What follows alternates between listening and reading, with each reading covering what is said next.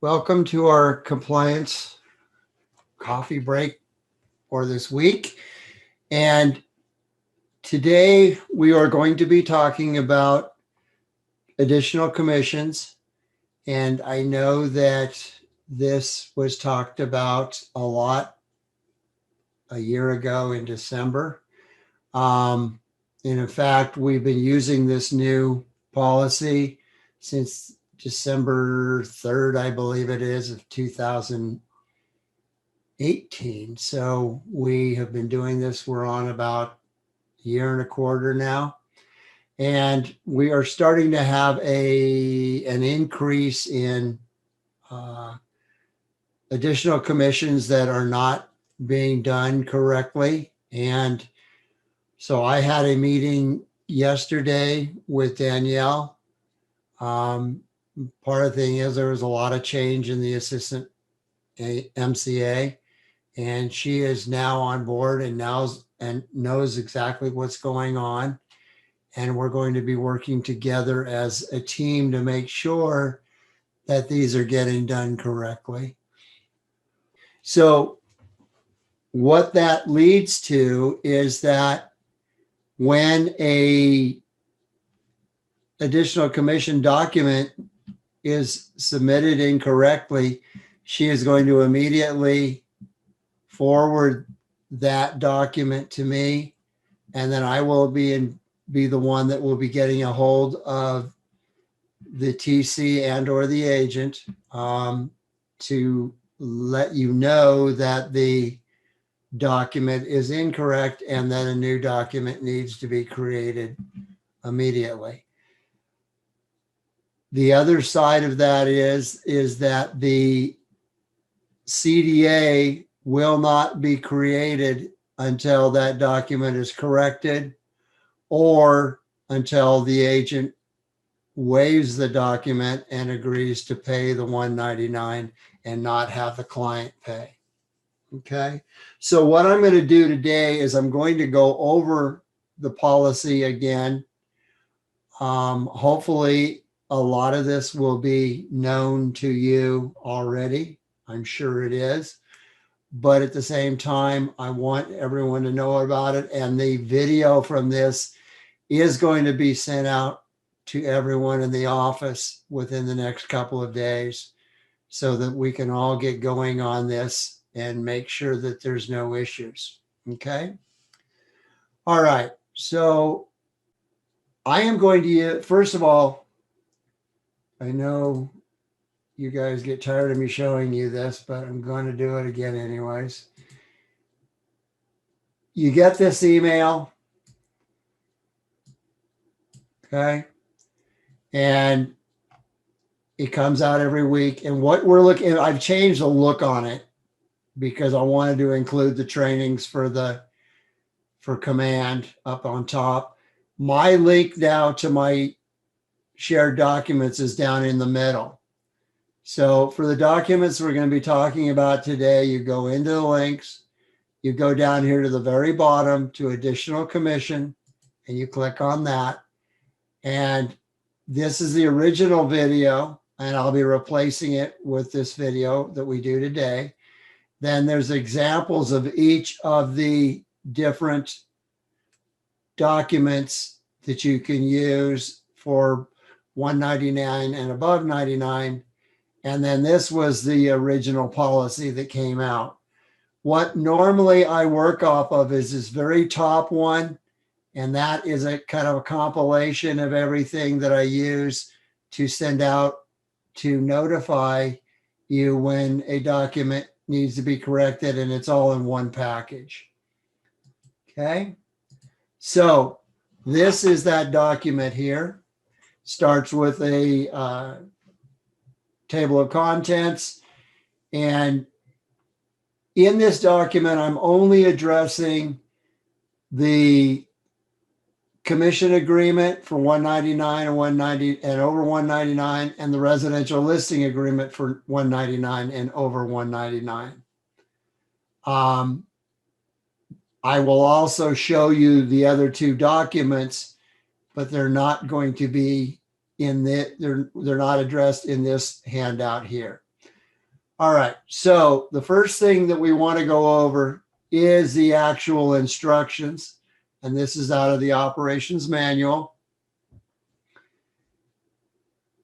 And this is, we're talking about more than just additional commission. So I'm going to review this whole document with you and try not to spend too much time at it. But if it raises questions, please make sure you go ahead and send me a chat with the question. And once I've gone through this, then I'll go back and answer. If I try to answer questions as we go along, I get lost and we never get finished with this. So the 199 is the standard charge per side for Keller Williams Antelope Valley. Okay. When it is double-ended by either the same agent or two different agents within the office, it drops to 149. The 199 is reduced to 99 if your gross commission income for this transaction is less than $1,500. Okay, so if it's less than $1,500, you're going to be looking at $99. All right. You may choose to obtain, and by default, the agent pays this 199 or 149. You may choose to obtain the 199 or 99 from your clients. The maximum additional commission the brokerage is 199 or 99, depending on the gross commission income. And basically what that says is if there's an additional commission over the 199, and from going forward on this conversation, I'm just going to talk 199, but you know that we're talking about both different situations. If you need to charge any additional commission to your clients, you can do so. It must be listed separately on the correct form. See 303 and 304 below for the documents that you can use. In order to obtain the 199 for your clients, you must follow the instructions below. Example for 199 is 199 to Keller Williams AV. Okay. So I am not going to reject it if it says 199 to Keller Williams AV for transaction services or additional fees or whatever. That's not going to be thrown out, because I know a lot of people have been using a lot of different wording over the years, and it's hard to get everyone to change all that. But we are looking at the 199 to Keller Williams AV. Excuse me. Example for over 199 would be 199 to Keller Williams AV, $350 to agent's name. So it's important that the agent's name is in here.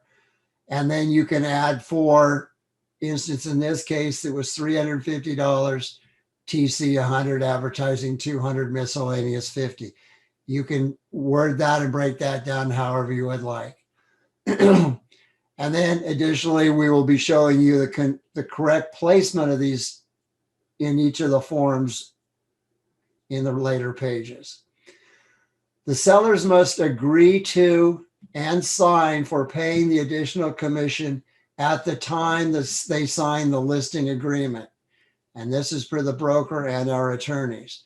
So make sure that you're telling your sellers about this when you do your listing agreement. Therefore, you really should put it in the listing itself. It's the easier way to do it, but you can use the commission agreement. The buyers must agree to and sign for paying the additional commission at the time they sign the purchase agreement. This is also per our broker and the attorneys, okay? What we are trying to do here, and what the attorneys and broker want, is they want to make sure that we're not getting a client signed up and then all of a sudden after fact saying, oh, and by the way, you need to pay $199 to the brokerage, and then you need to pay me an additional $250 for my TC. They're viewing that as a kind of a bait and switch where you've already got them signed up and now you're telling them about additional costs. The additional commission above $199 will be subject to company dollar and franchise fee. So the $199 has no other company dollar charge to it. But as soon as you go over the $199, that dollar amount will be subject to company dollar and franchise fee. Listing the additional commission to your clients as a percentage is not allowed.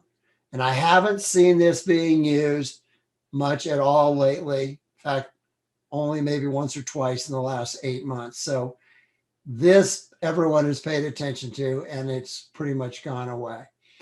Okay, now we're talking about the documents that can be used to add additional commission.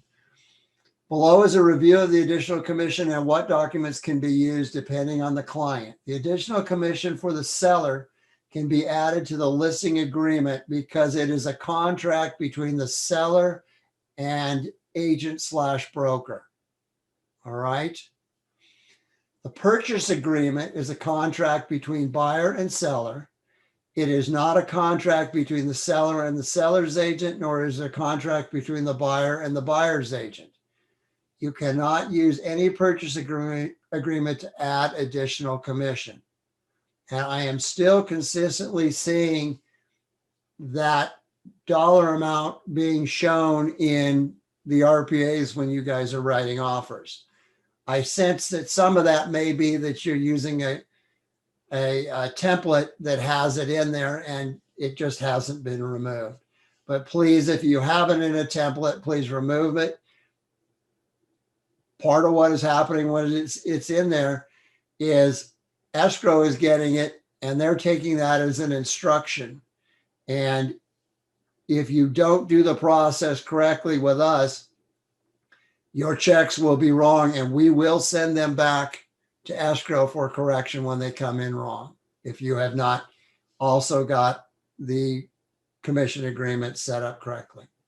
The BRE, buyer representation agreement, is a contract between the buyer and the agent/broker, so it can be used to add additional commission. In conclusion, the additional commission requires an agreement/contract between the client and the client's agent.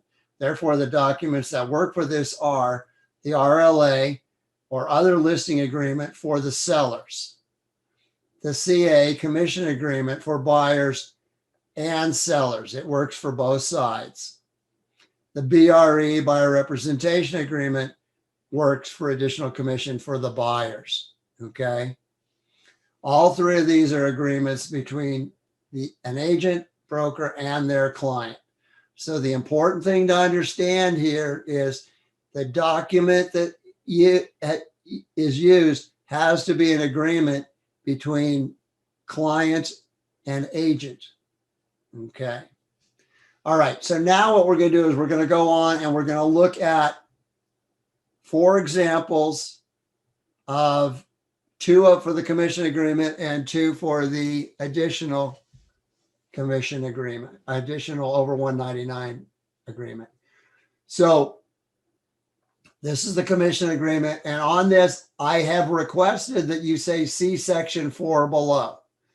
There are, if someone's is requesting 199 and they put it in here, I have not been rejecting it. I would like people to learn to do it the other way. But if it says 199 here, I'm good with that. And then I would still buy off on it. But I would rather see it put in this way.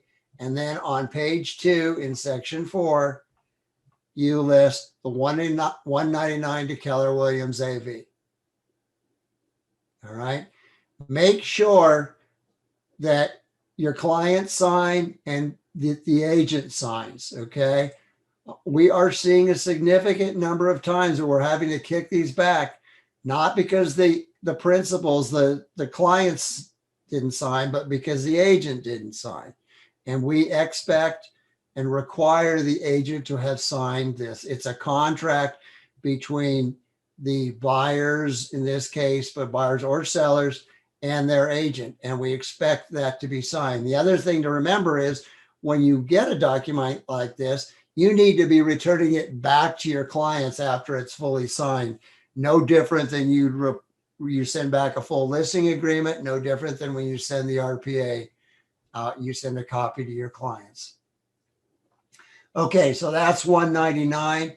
So for an additional commission over $199, it still looks the same here.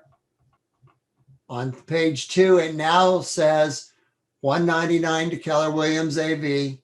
And this is the same one that's in the example, and it's whatever dollar amount you're looking for. In this case, we're using $350. The agent's name has to be on here, and then you can give the breakdown of what that 199 or that, excuse me, that additional amount over 199 is. Okay. This description is up to you and how you want to word it. We're not going to nitpick this on the description here.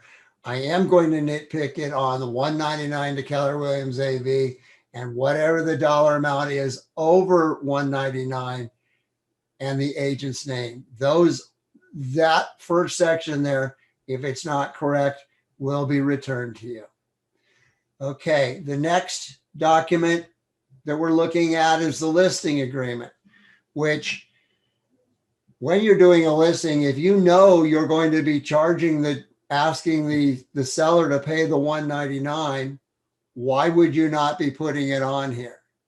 Especially when your broker and the attorneys require that it be done at the time of listing. Now, you could do this listing and then do an additional commission all at the same time, but that's just extra paperwork when it can go on this document. Okay. Now, it needs to go either on this line. I have this marked as do not use this space down here, but if you want to put it down in this space down here, there will not be a rejection of the additional commission being listed, but it has to be on the first page. Okay. If you put additional commission somewhere else in the listing agreement, I am going to reject it and send it back to you. All right. Now, the next one, and these are all going to look consistent. This is the 199 or over 199, and it says the same thing as you've seen in the commission agreement. 199 to Keller Williams AV, $350 to the agent. The 350 is whatever number you pick. So if you've got $499, then you're going to have 99 here, and then you're going to have $300 to and then the agent's name, and then whatever description you want to use. And again, that could be down here, but it cannot be in any other pages. Okay. So I want to go over the next two real quickly for you. This is the buyer representation agreement. At the bottom of the buyer representation agreement in section 2, you can put either 199 to Keller Williams AV. I didn't show both copies here. So if you're just doing the 199, it would say 199 to Keller Williams AV. If you're going above 199, it would be the 199 to Keller Williams AV, and then whatever dollar amount it is over, and to the agent's name. Okay, so it's consistent every time. So that's the buyer representation. That's between a buyer and a buyer's agent. Then we have vacant land listing. And this one, there's only one spot on the front page you can do it. It is down in section C. And be 199 to Keller Williams AV.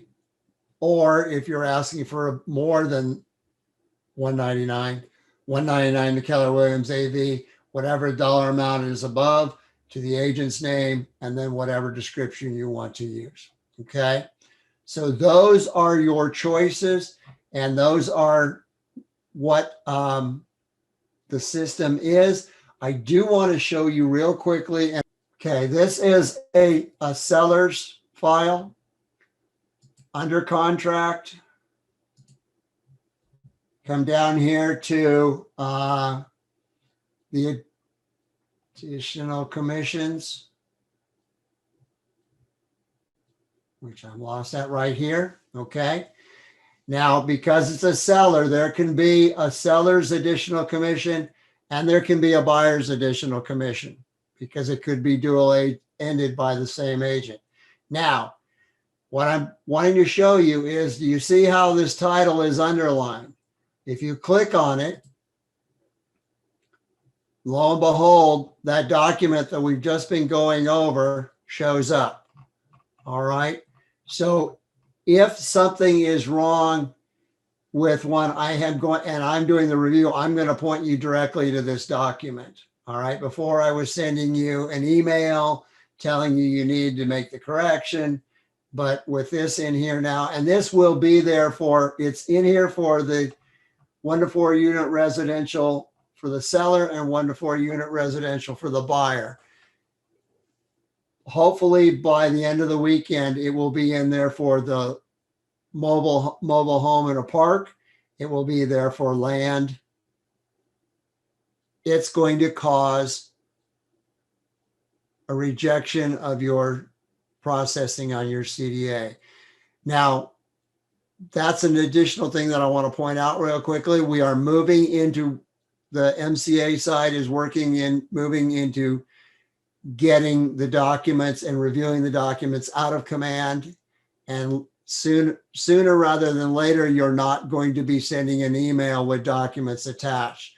So make sure that the correct and current document is loaded into command and make that a habit now, because otherwise you're going to have problems later on when you forget to put it in. Okay.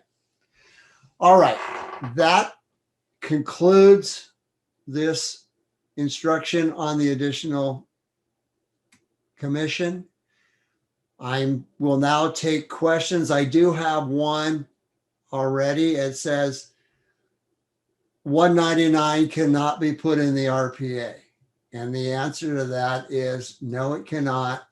And it cannot because the purchase agreement is a contract between buyer and seller, and the additional commission requires a contract between the client and the client's agent, either buyer and buyer's agent or seller and seller's agent. Okay. Are there any other questions, comments on this? You can either add it to the chat or you can go ahead and unmute yourself and ask me a question. I have a question regarding something else though. When you have Okay, that's fine. No, it looks like that's fine. Let's go ahead because no one else is asking any questions about it. So let's move on to other questions now. Okay, on the TDS, I had this happen to me for the first time. I don't know if that's the way it is, but I had an agent sent us their TDS. It was missing the second signature on page 3. So I asked, for a new one with the sellers, and they said, well, seller's not supposed to sign until the buyer signs. Is that correct? Are you talking about section V at the bottom of page 3? Yes.